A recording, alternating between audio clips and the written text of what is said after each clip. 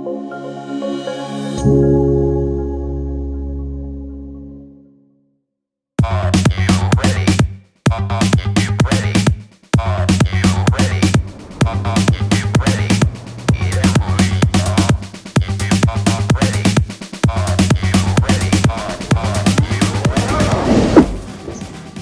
bowling really started becoming popular late 80s, early 90s. You started seeing different bumper systems come out.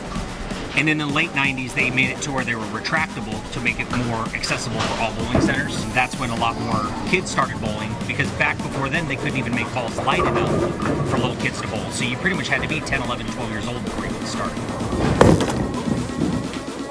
The bumper thumpers is a way that we can get little kids involved in bowling, because they get discouraged if they throw a bunch of shots in the gutter. So what we try to do is we try to get them over there, coach them up, teach them how to get the ball down the lane properly, and then we'll promote them into the next league up. I actually didn't start with bumpers, but I know a lot of guys that do. I didn't start quite when I was that small, but it's a great way to start. Just get a feeling for the game, learn the fundamentals from it. The gutters are blocked by bumpers, and it's just really easy to get pins. It's easy for beginners, definitely. For beginners that just start, or like little kids too. I can see that, definitely. I think it's good because it's getting more people into our sport. Bowling for a while was dying and it's coming back now. I think it's good to see all the little kids doing it.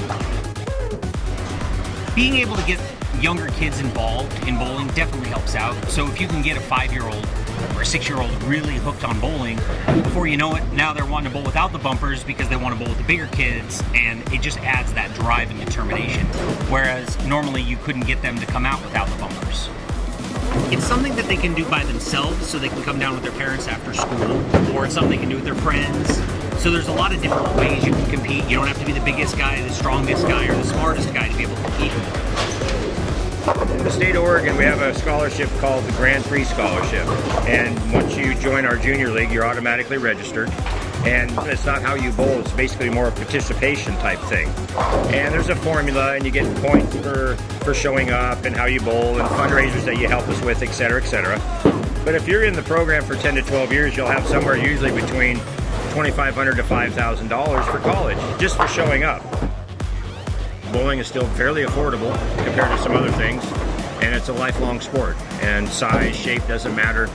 It's something you can do, and it's not always about how well you do it, but it's something you can participate in with your family and friends for many, many years.